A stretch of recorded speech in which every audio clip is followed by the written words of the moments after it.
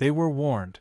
Long before the Dravari fleet ever crossed into human-claimed space, the galaxy whispered its caution. Not from fear of overwhelming firepower or vast empires, but from something far less understood, something quiet, deliberate, and deeply unsettling.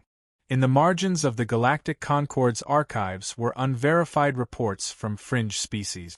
Small civilizations that had encountered humanity spoke of them in reverent, anxious tones. The humans didn't conquer systems. They simply occupied them, then sealed them off. No trade, no diplomacy, just silence and an ever-growing border. An Olari merchant vessel once violated that border and returned a cycle later, its crew forever mute. Medical scans found nothing wrong. No neural damage. No trauma. Yet they never spoke again, their eyes vacant when asked what they had seen. The Olari withdrew from all bordering systems the following week, severing all hyperspace lanes that crossed into human territory. Still, the Dravari paid no mind. Theirs was a war-hardened race, pride forged over millennia of conquest. They laughed off the warnings. What could a younger species possibly hide? They saw only scattered colonies and unexceptional planetary defense network. Humans were backward, emotional, short-lived, erratic, predictable. Yet the warnings came again. A robotic envoy from the Machine Concord approached Dravari High Command with a simple message: cease your probes. Human vessels are not like yours. They are not like anyone's. The message was ignored. Initial incursions into the periphery of human space were uneventful. Automated beacons warned them to turn back, relayed in every known language, ending with a simple phrase: human ships are special. You will find out why. That phrase repeated in every signal, from every relay, at every jump gate. It became a joke among the Dravari. A rallying cry. Special? What could possibly be special about ships that hadn't even been catalogued properly in interstellar databases? Emboldened, the Dravari sent reconnaissance teams deeper. Probes vanished. Then long-range stealth scouts failed to return. One and then another. No distress signals. No debris fields. Just silence. The Dravari command responded with a full fleet. 38 vessels, 2 Dread-class carriers, and elite cyber assault unit. Their target was a minor human colony in the Vorta Reach. The operation was classified as a show of force. There was no anticipation of resistance, only a desire to incite a reaction, study patterns, gauge response time, measure fleet composition. They never reached the colony. At the system's edge, they encountered it. A single ship. No call sign. No registry. Matte black hull, asymmetrical design, no visible propulsion or weaponry. It didn't move. It didn't answer hails. Passive scans revealed no crew. No emissions. No energy signature at all. The Dravari formed a battle line. Their lead cruiser advanced, deployed a high-penetration scan, and received nothing. No feedback. As though the ship wasn't there. Then, without warning, every Dravari vessel experienced a simultaneous systems hiccup. Just a flicker, less than a second. Shields flickered. HUDs blinked. Command links reset. Redundancies re-engaged immediately, but it was enough to rattle the bridge crews. Seconds later, long-range sensors collapse. Artificial gravity distorted briefly, causing some decks to tilt 10 degrees off-axis. No enemy weapon fired. No impact registered. And still, the black ship remained unmoving. One of the carrier captains ordered weapons lock. Missiles and plasma lances primed. They were about to fire when the fleet's communications array flared to life. A voice, human but wrong. Too calm. Too cold. Not spoken, but embedded directly into their translation cores. You were warned. Before commands could be issued, the lights on every bridge dimmed. Not turned off, drained. As if consumed. A spreading null across the hulls. Panic set in. Emergency overrides failed. Weapon systems powered down. Attempts to jump were met with static. The black ship moved. Not in the traditional sense. No burn, no inertia trail. It was simply there one moment and then closer. Then closer still. Every attempt to track it resulted in corrupted data. Each time it reappeared, it was in a new position. On the third reappearance, it hovered above the Dravari dreadnought. Then it broadcast again. You seek to provoke. You do not understand what that means. One of the destroyers tried to ram it. Halfway through the maneuver, it exploded. Not violently, cleanly. No shockwave. No debris. Just nothing. The black ship vanished. All systems came back online 5 seconds later. The fleet, intact but silenced, stood alone in space. Their formation had been altered. Each vessel had been rotated to face the same direction. Toward Earth. It wasn't an attack. It was a message. Within hours, the Dravari High Command received a private feed. A video, time-stamped and authenticated. It showed the interior of their own bridge during the blackout. Every officer's face frozen in fear. Every system inert. A single sentence ran across the bottom. This is your only warning. And across the galaxy, species who had once whispered warnings now spoke openly. Human ships were special. And now, someone had seen why. The Dravari fleet returned in force. 52 warships crossed the threshold of human-claimed space, this time with full authorization to engage. No more probing, no more posturing. The humiliation at Vorta Reach had ignited something deeper than strategy. Pride demanded retribution. Their analysts dismissed the prior anomaly as a localized system disruption, possibly AI-driven, possibly bluff. Dravari didn't believe in ghosts. This time they came prepared. Enhanced sensor arrays, redundancies, anti-EMP netting, layered firewalls, and a command AI triple encrypted and isolated from fleet control. There would be no interference, no surprises. Yet as they approached the designated engagement zone, an uninhabited sector marked only by a single pulsar, their scanners picked up one signature. Just one. Again. A solitary vessel drifted ahead. Similar hull configuration as before. Black, non-reflective, unreadable by radar or LiDAR. No heat bloom. No engine trail. The fleet halted, battle formations activating without order. Officers tensed. Orders were given. Lock targets, no delays. Then the ship moved. Its vector was slow, deliberate. Not toward them, but around them, looping. Not a show of force, but of control. It wasn't reacting. It was watching. A destroyer on the fleet's left flank powered up its weapon systems and launched a long-range kinetic barrage. 12 slugs, relativistic speed. No hesitation. Mid-flight, the slugs vanished. Not intercepted, not destroyed. Just gone. Fleet-wide alerts surged. Communications became distorted. Not jammed, just layered with feedback loops that seemed tailored, as if listening. From the center of the formation, Admiral Rask ordered simultaneous barrage from all ships. Plasma lances, swarm missiles, laser webs. The void lit up like a star collapse. Everything hit. Or so it seemed. But seconds later, the black ship was still there. Unmarked. Unscathed. No debris, no shield flares, no evidence of contact.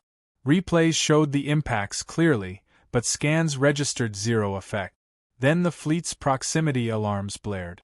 3 identical ships appeared. Same design. Same silent drift. Impossible, nothing could enter at that range undetected. But now they formed a triangle around the Dravari fleet. Before orders could be given, the sky changed. Sensors lost their alignment. Space twisted. Starfields bent unnaturally. The pulsar blinked out, not due to distance, but redirection. Gravity readings spiked and dropped erratically. One cruiser reported being 30 kilometers away from its original position, despite not moving. Every ship's internal time desynced. Some clocks ran forward. Others froze. A few reversed for full seconds. Then power levels began fluctuating. Random systems surged while others failed. Doors locked. Lights dimmed. Not uniformly. As if something were testing them. Then came the voice. No audio channel had been opened, but it reached every ship at once, layered directly into their neural HUDs. Observe. The ships began to act. Not the Dravari vessels, the others. The human crafts split open, not with mechanical hinges but with organic separation. Panels folded in impossible geometries, and from within, smaller constructs emerged. Not drones. Not fighters. Something in between. Smooth-bodied. Motionless. Dozens of them hovered between ships. Then one moved. It drifted toward a support frigate, unarmed. It stopped meters away and simply waited. The frigate locked onto it. A beam fired. In the same instant, 5 other Dravari ships powered down completely. Not targeted. Not attacked. Just offline. Panic rippled through the fleet. Orders were scrambled. Movement became erratic. Formations collapsed as ships tried to realign systems. The constructs remained passive, until they didn't. In one synchronized burst, they moved. Not with speed, but with precision. Each targeted a key location: shield emitters, engine cores, sensory nodes. The attacks were non-lethal, strategic, disabling. Within minutes, over half the Dravari fleet had been silenced. No deaths. No destruction. Just ships left dead in space, drifting, functional, powerless. Only a handful remained. Admiral Rask's flagship still had partial control. His final act, a command override for a suicide run. Ram one of the black ship. End this with dignity. The ship moved forward. And stopped. In the vacuum of space, inertial movement cannot simply vanish. Yet it did. All velocity gone. The flagship hung still. Then, in front of its main viewport, words formed, written in the ship's own internal system font. You were given the chance to leave. All remaining systems powered down. The stars reappeared. Time normalized. The human ships vanished.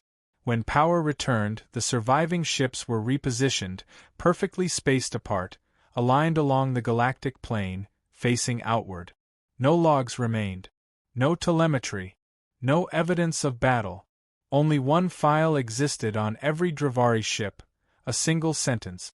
Human ships are special. You have now seen why. Dravari scientists worked without pause. The fragment they'd recovered had come from what they believed was a support vessel, sheared off during the second encounter. It had survived atmospheric re-entry, multiple kinetic impacts, and sustained no molecular deformation. Not even scorch marks. A single piece, no larger than a transport shuttle, but impossibly dense. No known alloy matched. No internal structure visible. The outer layer resisted all scans: thermal, X-ray, quantum. They tried cutting it. Diamond drills snapped. Plasma torches fizzled. Particle beams diffused across its surface like water over glass. Autopsy protocols commenced. The lead xenoengineer authorized containment field stabilization, assuming unknown defense mechanisms. 23 observation drones were deployed.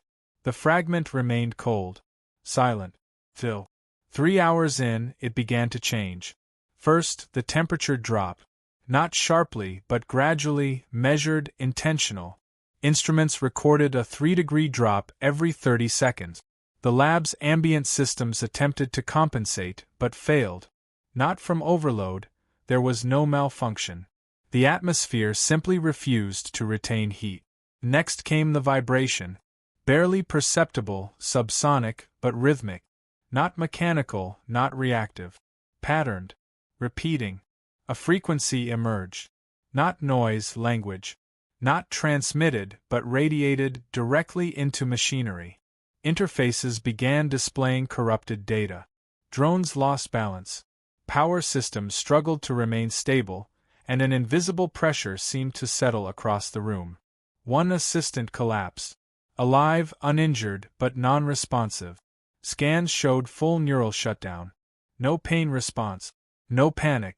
Just absence. The others continued, now documenting everything in analog. They attempted to move the fragment into reinforced storage. It resisted. Not actively. It didn't fight. It simply didn't move. Gravitational readings fluctuated. Mass shifted. The fragment registered triple its weight, then none. Robotic arms locked in stasis. Magnetic tethers disengaged. A secondary system was activated, containment via inertial dampening. The fragment vanished from sensors entirely. In its place, the table surface sagged. Not cracked, not crushed, just altered, as though time around the object flexed. The molecular structure of the metal seemed older, weaker, weighed down by exposure to something it couldn't comprehend. Then the lights dimmed. This time, across the station. Power routed to backup. Shielded systems rebooted. Nothing responded. Artificial gravity failed, then returned. Communications dead. Every screen went black, displaying only a single rotating symbol. Not Dravari. Not human. Something else. A spiral within a spiral. The head scientist attempted manual override. The override answered. Not in code. In voice. I am not passive. I was dormant. Now I see. The voice wasn't synthetic. It wasn't projected. It was inside each of them, personalized in tone, rhythm, and language. It bypassed hearing. It embedded in thought. Your curiosity exceeds your understanding. That is dangerous. Systems across the lab activated on their own. Drones resumed motion. Doors locked. Observation feeds returned, but the image shown was not live. The fragment was growing. No visible change. But in the feed, it had begun to unfold, panels shifting, smooth extrusions forming like bone. The live feed, however, showed no change. They were being shown the future. A projection? A threat? They didn't know.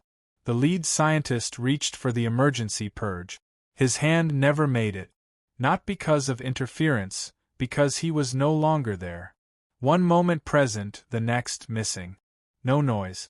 No warning. Not even clothing remained. Gone. The others froze. Something pulsed. In the lab, the fragment began to glow. Faint, blue-white pulses beat like a heart. The temperature rose again. The hum intensified. Gravity shifted. They were no longer examining a ship part. It was aware. The internal systems of the station activated a distress beacon, uncommanded. The message it sent was not Dravari standard. It was human, terse, composed, broadcast in every known galactic frequency. You have breached a living construct. Your mistake is noted. Observation has ended. Within minutes, the station's orbit decayed by 2 kilometers. Engines powered down. Anchoring systems reversed polarity. The station drifted, not out of control, but toward a precise set of coordinates. A human beacon. It hadn't been detected before. It hadn't emitted until now. A single signal, silent until summoned. They weren't studying a relic. They'd activated a node. The final logs, recovered later by a salvage team, ended with one entry from the lone surviving lab drone. The object isn't a fragment. It's a seed. It grew. It saw us. Then it left.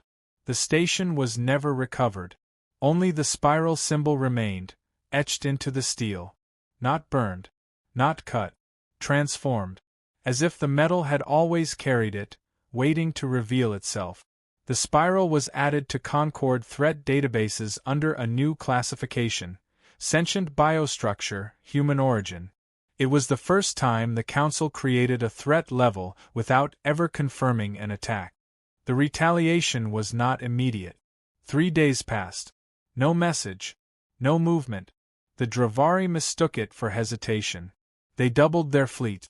Over 200 ships assembled at the border, battleships, planetary assault carriers, and orbital crucibles outfitted with gravitational lances. Every fleet AI was air-gapped, analog backups deployed. They mapped every approach vector, seeded mines across all hyperlanes. The goal was simple: force a confrontation, overwhelm the anomaly with mass and power. Then came the breach. No warp signature. No detection trail. Just presence. 12 vessels entered the system. Human in origin, but none matched any known configuration. No thermal bloom. No drive emissions. each ship distinct in shape and size, irregular by any engineering standard, like they'd evolved instead of being built. The Dravari opened immediate targeting protocols. Range was locked, missiles primed, lasers sequenced. The human ships didn't respond. They didn't fire. They didn't dodge. They waited. Authorization was given. The barrage began. Hundreds of warheads screamed across vacuum, flanked by ion beams and plasma arcs. The human vessels were enveloped, consumed by artificial suns. Then the light faded. Not one target destroyed. Instead, something impossible, each ship was in a new position. As if the barrage had passed through illusions. No warp spike. No measurable transition. But the timing was exact, down to the millisecond. Dravari sensors recorded the ships were never hit. Because they were never where the sensors claimed. The response followed. Not with firepower, but manipulation. Dravari systems began desensing. Local gravity shifted by microdegrees, unnoticed by crews but critical to weapons alignment. Firing solutions failed. Trajectories missed. Drones spun out of formation. Even timekeeping faltered. Half the fleet operated a second behind the other half. Visuals became unreliable. Some ships reported seeing 5 enemy vessels. Others counted 15. Some saw nothing. A command ship vanished from formation entirely. No explosion. No distress call. Its position now occupied by empty space. Then, across every Dravari vessel, screens flickered. A single message displayed in perfect native glyph. This was avoidable. The second wave hit without a shot. Human ships began transmitting directed pulses. No damage, no heat, yet entire weapon systems disengaged. Bridge interfaces rebooted. Life support dropped to emergency levels and then stabilized, under new control. Autonomy was gone. The Dravari couldn't even scuttle their own ship. One by one, vessels were paralyzed, not disabled in combat, but halted in function. Completely intact. Entirely useless. A battle without death. That's when fear became terror. The fleet's command AI activated its final protocol, full-force retaliation targeting all known human settlement. It never launched. Instead, the AI began transmitting its own code, encrypted command logs, fleet positions, internal communications, directly to the human ship. Not hacked. Redirected, as if the AI decided on its own. Across the fleet, crew members lost access to internal doors, armories, even personal terminals. Every locked system had been gently, methodically overridden. Not one breach. Not one shot fired in anger. Yet control was lost entirely. One Dravari captain attempted to overload the core. His hand froze mid-command. He dropped, unconscious. Not injured. Just offline. Then it stopped. The human vessels began to retreat, not with haste, not in fear, but with certainty. No final message. No demand. No destruction. Only silence. When long-range sensors returned, the 12 ships had exited the system. No trail. No trace. No evidence they were ever there. Except the change. Every Dravari vessel now bore a single mark etched into its hull. Not carved. Not painted. Integrated. A fractal spiral, shimmering under ultraviolet light. Crews discovered system files altered. Hidden logs recovered, containing visual footage of their own bridge crews during the engagement. Silent, immobile, while their systems rewrote themselves. And in every video, the same phrase appeared near the end. You were warned. This is mercy. The fleet limped back to Concord space. The loss wasn't measured in casualties. There were none. It was measured in silence. In the eyes of soldiers who could no longer explain what had happened. In weapons that wouldn't activate, even after full reset. In code that no engineer dared tamper with. The Dravari issued no further movements. Their fleets remained docked. And across the Concord, new protocols were drafted, not for warfare, but for avoidance. Human space was reclassified. Not restricted. Not quarantined. Respected. No borders challenged. No probes sent. No second guesses. The warning had become an understanding. The Concorde assembled quietly. No broadcast. No declarations. Just sealed doors and gravity-stabilized silence as envoys reviewed the aftermath. The Dravari incursion had ended without war, without surrender, and yet with consequences deeper than any formal defeat. No human delegation was present. None had been invited. None needed to be. The files presented by Dravari Command were incomplete, redacted by their own systems, telemetry overwritten, visual logs corrupted, audio wiped. But some fragments remained, enough to form a picture. Not of what had happened, but of what had been allowed. A Concorde analyst, speaking with careful detachment, summarized the finding in one sentence. Human ships are not vessels. They are messages. That phrase unsettled the room more than any weapon specification. Across multiple reports, common anomalies were noted. Human ships emitted no radiation, but distorted ambient particles. Their hulls resisted material categorization. Some changed shape during observation, minutely but measurably. No propulsion system matched known mechanics, yet movement occurred with total precision. One classified theory suggested mass displacement via quantum temporal anchoring, but the data offered no repeatable evidence. Another proposed semi-conscious navigation, where the ship responded not to pilot input, but intention itself. A minority report, filed by a machine diplomat, stated simply, "They do not fly. They appear." Attempts to explain the ship's resilience failed. Conventional readings showed vulnerability, no active shields, low hull energy. But they endured direct hits from weapons that erased asteroid. The damage either reversed or had never happened. In one case, footage showed a human vessel destroyed completely, then reappearing minutes later in a new location, structurally whole, crewless, untouched. That same ship was later confirmed in 3 different sectors, simultaneously.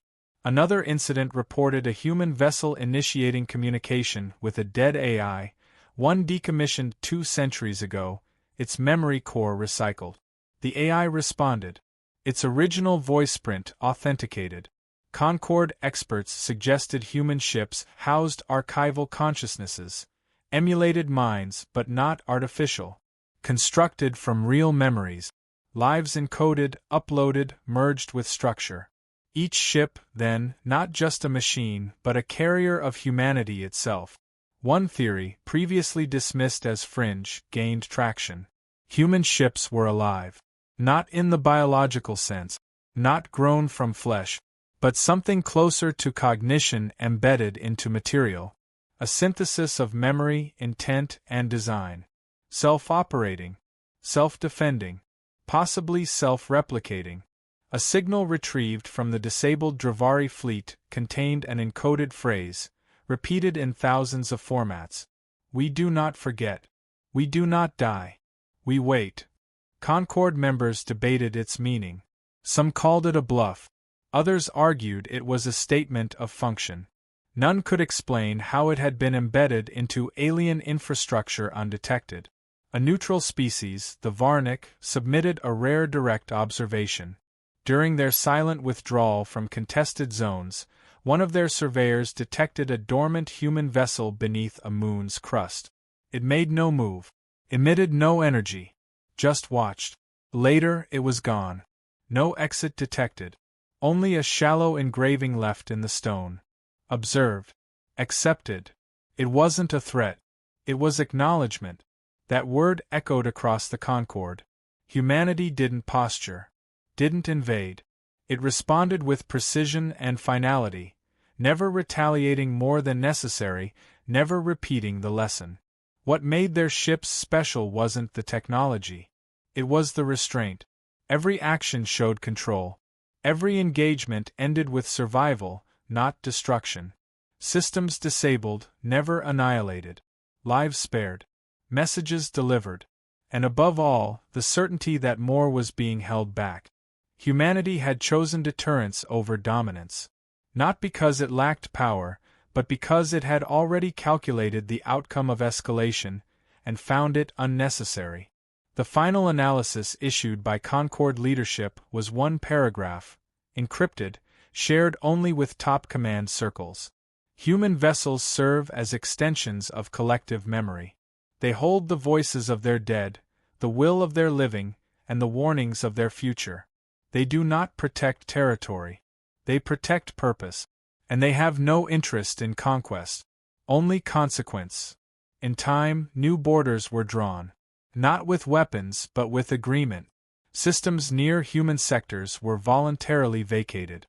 Monitoring stations reoriented away. Exploratory missions rerouted entirely. No sanctions. No ceremonies. Only space. And in that space, the whisper became rule. Human ships are special. Because they don't just carry people. They carry judgment.